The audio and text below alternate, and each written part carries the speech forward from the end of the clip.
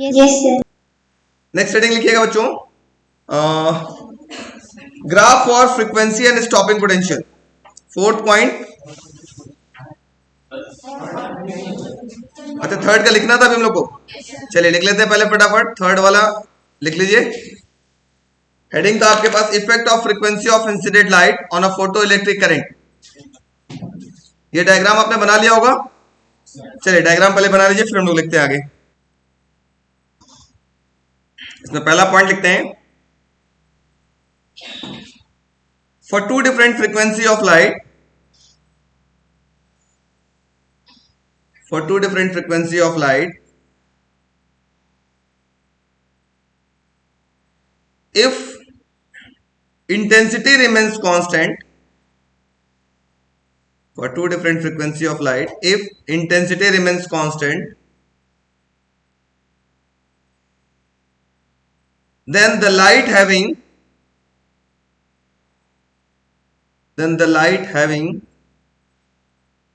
higher frequency have higher stopping potential. Then the light having higher frequency have higher stopping potential. That is, stopping potential is directly proportional to, that is, stopping potential is directly proportional to,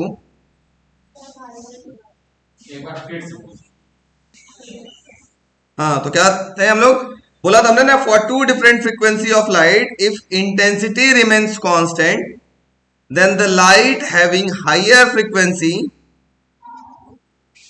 have higher stopping potential, and the light having, अच्छा, light having higher frequency have higher potential, that is stopping potential is directly proportional to, that is the stopping potential is directly proportional to, देखो, is directly proportional to the frequency of incident light.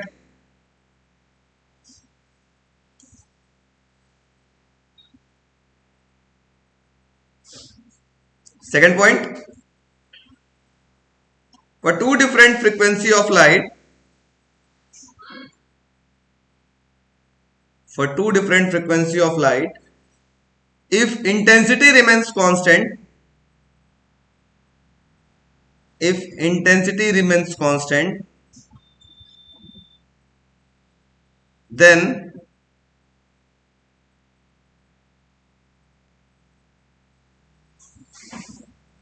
the light having higher frequency, then the light having higher frequency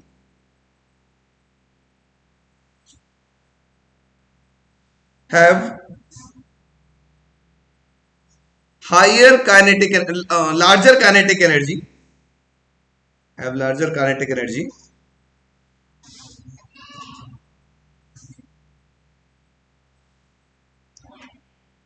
third point, for two different frequency of light, if intensity remains constant, इतना dot dot कर दो, ये सब में common रहेगा ये word, for two different frequency of light, if intensity remains constant,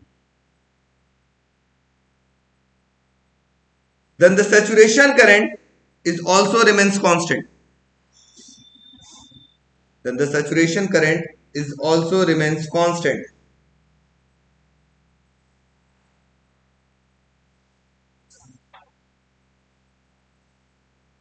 ठीक है, चलो अब हम लोग फोर्थ ऑब्जर्वेशन की तरफ चलते हैं। फोर्थ ऑब्जर्वेशन है, graph for frequency and stopping potential, frequency and stopping potential, ये भी बोर्ड में बहुत बार आया हुआ है, अभी हम दिखाएंगे paper. Graph for frequency and stopping potential, इनके बीच में ग्राफ समझने का प्रयास करिएगा, समझ में आएगा तो बहुत मजा आएगा। हमारे पास एक ग्राफ बनाते हैं, किसके किसके बीच में अब ग्राफ बनाना है, अब आपके पास होगा एक तरफ फ्रीक्वेंसी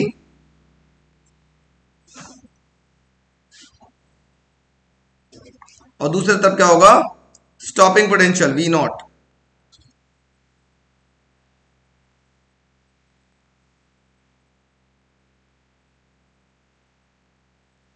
पहचानने के लिए ग्राफ आता है, दो लाइन आपके पास हो गया, एक मेटल ए और मेटल बी, ठीक है। इसको हम बोल लेते हैं मेटल पी, मेटल क्यू। इसकी फ्रीक्वेंसी हम बोल लेते हैं म्यू नॉट डैश और इसकी फ्रीक्वेंसी हम बोल लेते हैं म्यू नॉट। इसमें क्या होगा, पहला ऑब्जर्वेशन, जिस लाइट का, अच्छा इसमें देखो वर्क फंक्शन यहां पे लिखा होगा phi q is greater than phi p, मतलब यहां वर्क फंक्शन किसका ज्यादा है, क्यू का। वर्क फंक्शन क्या होता है, the minimum energy required to eject the electron from the metal surface. इसका मतलब क्यू का यहां पर वर्क फंक्शन ज्यादा है, और अगर क्यू का वर्क फंक्शन ज्यादा है तो उसका स्टॉपिंग पोटेंशियल भी क्या होगा, ज्यादा होगा। बात समझ में आ गई, मतलब जिनका वर्क फंक्शन ज्यादा उनकी स्टॉपिंग पोटेंशियल ज्यादा। बात समझ में आ गई, लिख लो पहला पॉइंट। ये ग्राफ बना लो, पहले ग्राफ बना लो, फर्स्ट पॉइंट नोट करिए। The threshold frequency will be more, the threshold frequency will be more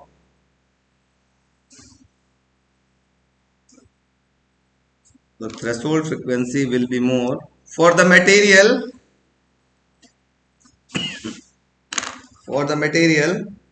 having higher work function,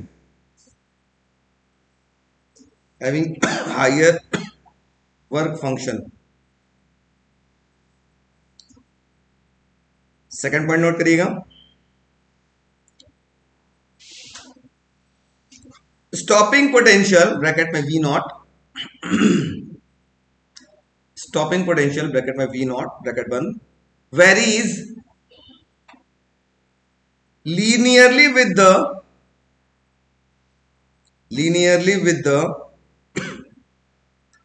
incident radiation frequency,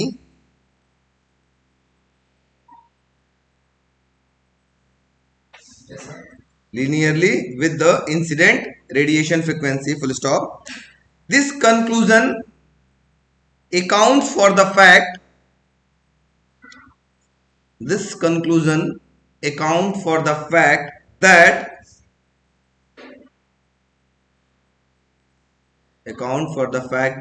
the greatest kinetic energy of photoelectrons the greatest kinetic energy of photoelectrons varies linearly with the incident frequency, linearly with the incident radiation frequency, linearly with the incident radiation frequency, irrespective of the intensity, irrespective of the intensity। ये क्या बोला बच्चों, ये यही वाला point बोला, irrespective of the frequency. मतलब ये बोला है कि अगर आप स्टॉपिंग पोटेंशियल और फ्रीक्वेंसी के बीच में जब आप ग्राफ प्लॉट करेंगे तो ये ग्राफ हमेशा कैसा जाएगा, लीनियर जाएगा, ठीक है।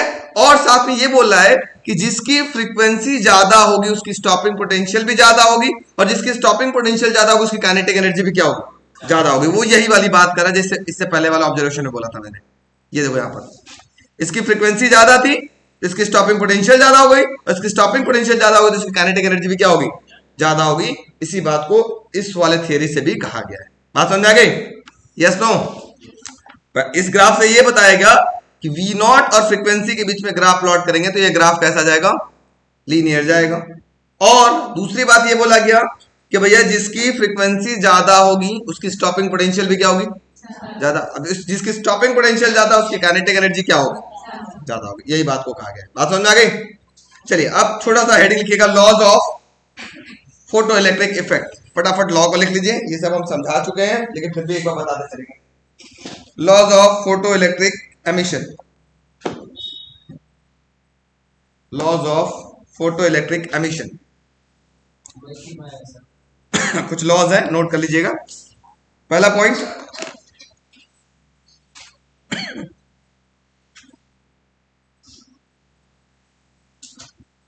पहला लॉ ये है, अगर कोई लाइट है उसकी फ्रीक्वेंसी थ्रेशोल्ड फ्रीक्वेंसी के बराबर या उससे ज्यादा की लाइट इंसिडेंट होती है तो इलेक्ट्रॉन का एमिशन होगा।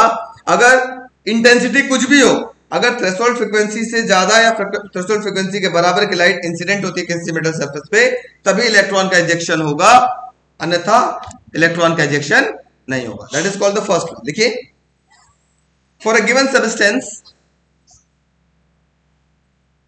फॉर ए गिवन सब्सटेंस, मैंने आपको दिखाया था अलग अलग मेटल का अलग अलग थ्रेशोल्ड फ्रीक्वेंसी थी, दिखाया था ना। तो लिखिए, for a given substance there is a minimum frequency,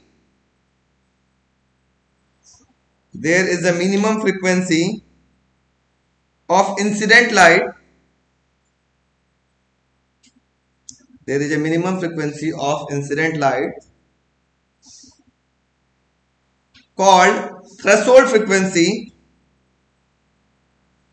called threshold frequency, bracket में म्यू नॉट लिख लीजिएगा, ऐसे ऐसे mu naught, below which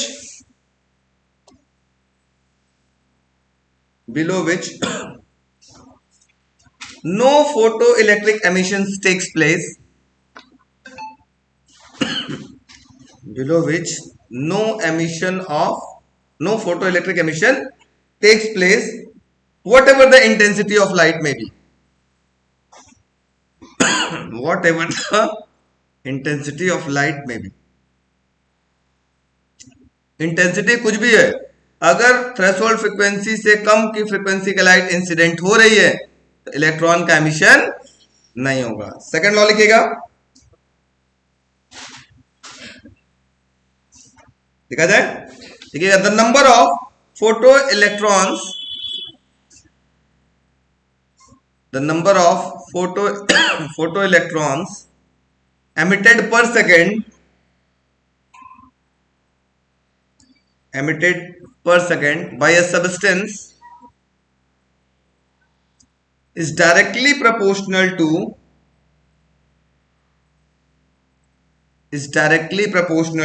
the incident light, directly proportional to the intensity of incident light, is directly proportional to the intensity of incident light if the light having frequency, if the incident light having frequency greater than threshold frequency, if the incident light having frequency greater than threshold frequency। दूसरा law क्या बोला, मैंने आपको बताया था, जैसे जैसे intensity बढ़ाएंगे वैसे वैसे फोटो इलेक्ट्रिक करंट क्या होगा, बढ़ेगा। कब बढ़ेगा, जब लाइट की फ्रीक्वेंसी कितना होना चाहिए, थ्रेशोल्ड फ्रीक्वेंसी से बड़ा या उसके बराबर होना चाहिए। थर्ड लॉ लिखिएगा, third law, the maximum kinetic energy of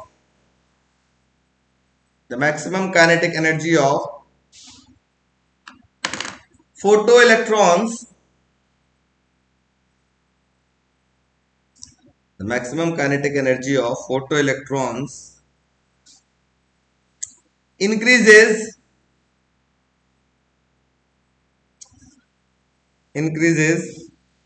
with the increase in the frequency of light, with the increase in the frequency of light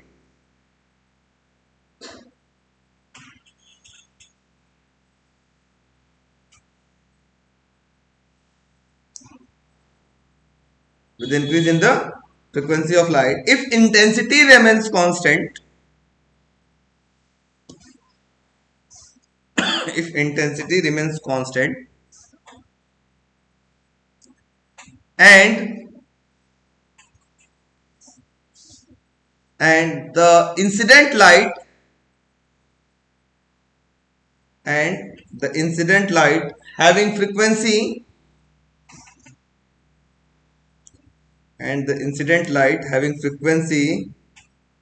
greater than threshold frequency.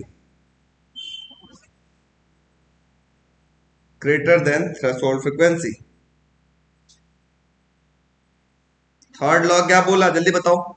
यही वाला, ये पॉइंट बार बार आ रहा है, बहुत इंपॉर्टेंट पॉइंट है यही कि जिस लाइट की आपके पास फ्रीक्वेंसी ज्यादा होगी, हाँ, उनकी काइनेटिक एनर्जी क्या होगी, ज्यादा होगी। क्यों? क्योंकि उसका स्टॉपिंग पोटेंशियल ज्यादा होगा तो काइनेटिक एनर्जी ज्यादा होगी। कब होगी? जब उसकी इंटेंसिटी कांस्टेंट हो और साथ में जो लाइट इंसिडेंट हो रही है उसकी फ्रीक्वेंसी किससे बड़ा होनी चाहिए, थ्रेशोल्ड फ्रीक्वेंसी से बड़ा होना चाहिए। फोर्थ लिख लीजिएगा, the process of photoelectric emission is instantaneous. The process of photoelectric emission is instantaneous. The process of photoelectric emission is instantaneous.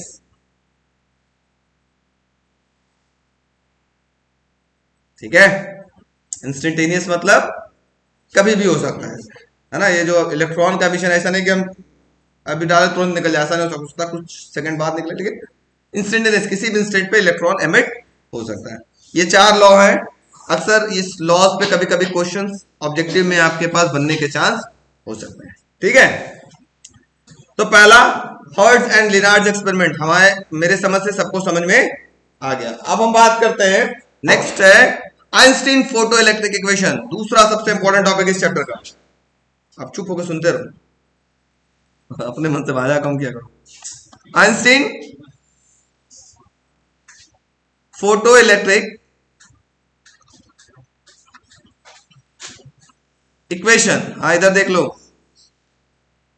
Rohit Chandra Chattopadhyay, इधर ध्यान दीजिए। अरे तुम्हारे बगल में जो बैठा है क्या नाम है, शिवम सिंह चट्टोपाध्याय। अच्छा ठीक है, तो आइंस्टाइन ने क्या कहा था, very important very important very important.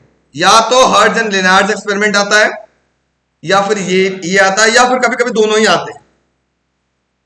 ये दोनों ही खतरनाक है, अपने आप में शेर है। क्या बोले थे इन्होंने, जिस बच्चे को समझ में आ गया उसको पूरा मजा आ जाएगा, और जिसको समझ में नहीं आएगा वो जिंदगी भर रोएगा, जिंदगी बर्बाद। वेरी गुड, बड़ी समझदार लड़का सब। तो क्या बोला था, सॉरी क्या बोले थे आइंस्टाइन जी, माफ करिएगा आइंस्टाइन जी, आपकी आत्मा भटकी कि गड़बड़ा जाएगा। तो आइंस्टाइन जी ने क्या कहा था, ध्यान सुनिए बच्चों। कहा था, सपोज करो ये कोई मेटल है, सीजियम मेटल है, जो भी मेटल ले लो जिसपे फोटो इलेक्ट्रिक इफेक्ट होता हो, ठीक है, इस पे हम लाइट एनर्जी इंसिडेंट कर रहे हैं, जिसको हम बोलते हैं E is equal to h nu, photon energy है ना, पैकेट ऑफ फोटॉन्स ऐसे इंसिडेंट हुआ। ठीक, अब ये लाइट एनर्जी जब इसके ऊपर पड़ रहा है ना, यहां से इलेक्ट्रॉन मेटल छोड़ करके सरफेस बाहर निकलेगा, पक्का निकलना है, ठीक है। तो ये एनर्जी, ये E is equal to h nu, ये दो तरीके से यूटिलाइज होगा। कुछ एनर्जी क्या काम करेगा, इलेक्ट्रॉन को मेटल सरफेस से बाहर निकालने के काम में यूज होगा। जो बचा हुआ एनर्जी है वो इनको क्या देगा, काइनेटिक एनर्जी देगा। मतलब मेरी बात सिंपल सा समझो, अगर मैंने 10 जूल की एनर्जी लाया, ये लाइट की एनर्जी मान लो 10 जूल है, सपोज करते हैं, मेटल सरफेस पे इंसिडेंट किया, तो हो सकता है 2 जूल की एनर्जी सिर्फ किस में काम आ जाए, 2 जूल की एनर्जी क्या काम आया, मेटल सरफेस से इलेक्ट्रॉन को बाहर निकालने के लिए, जिसको हम वर्क फंक्शन बोलते हैं, है ना। अब बचा कितना, 8 जूल। 8 जूल की एनर्जी क्या होगी, वो उसको काइनेटिक एनर्जी प्रोवाइड करेगा। 8 जूल की एनर्जी से उसको क्या मिलेगा, काइनेटिक एनर्जी। मतलब ये जो लाइट इंसिडेंट हो रही है, इसकी एनर्जी 2 तरीके से यूटिलाइज होती है। पहला एनर्जी यूटिलाइज होता है इस मेटल सरफेस से इलेक्ट्रॉन को बाहर निकालने में, जिसको हम बोलते हैं वर्क फंक्शन।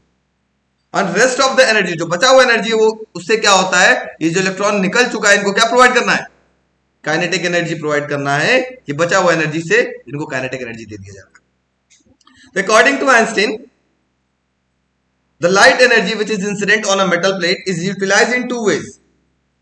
पहला, to eject the electron from the metal surface which is equal to work function, जिसको work function बोलते हैं, and rest of the energy is utilized in providing the kinetic energy to the ejected electrons.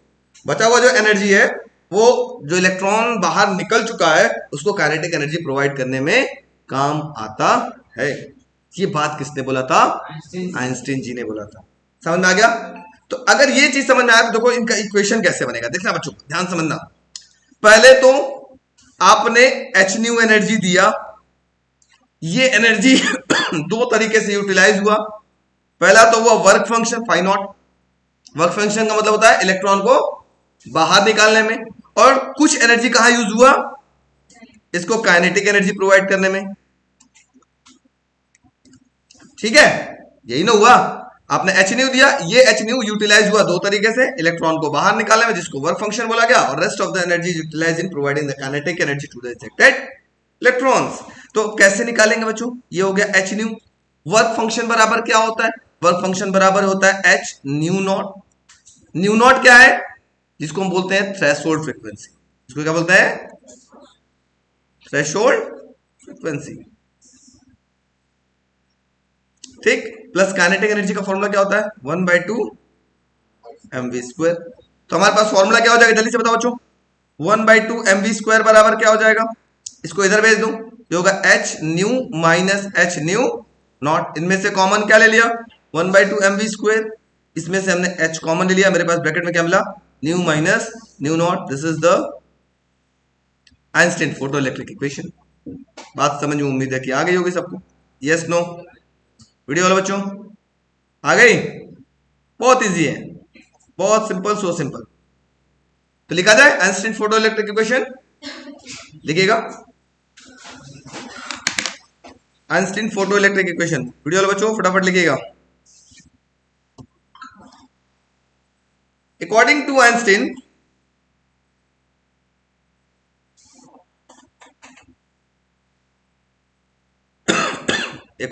according to Einstein, when the photon energy, bracket में h nu लिख लीजिएगा, E is equal to h nu, when the photon energy, bracket में E is equal to h nu bracket बंद, is incident on a metal plate, is incident on a metal plate, is utilized in two ways, is utilized in two ways। पहला point लिखिएगा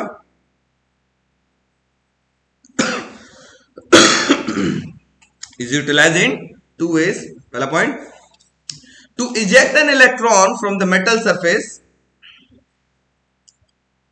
to eject an electron from the metal surface, that is equal to work function। Second point, rest of the energy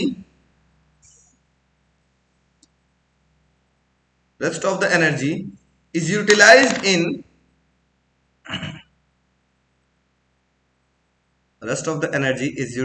in providing the kinetic energy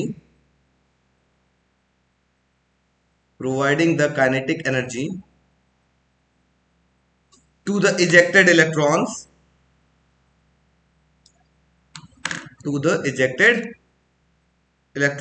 ये figure बना करके ये equation note कर लीजिएगा आप लोग। हम लोग relation between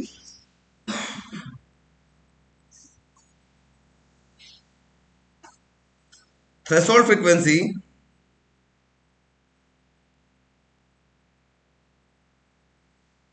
and potential, electric potential.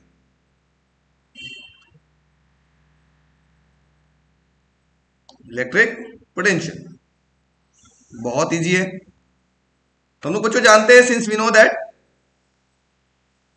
कल ही हमने बताया था काइनेटिक एनर्जी 1/2 mv², तो हम क्या EV नॉट लिख सकते हैं? Yes no? तो हम लोग जानते हैं, देखो अगेन हम लोग जानते हैं 1/2 mv² इक्वल टू क्या था? h new minus nu not. इसकी जगह हम क्या लिख सकते हैं? EV नॉट लिख सकते हैं। तो हमारे पास एक और फॉर्मूला मिल जाएगा, E v naught is equal to h nu minus nu naught. यहां वी है क्या है, यहां पर स्टॉपिंग पोटेंशियल। ठीक है, हो गया रिलेशन, नोट करो फटाफट।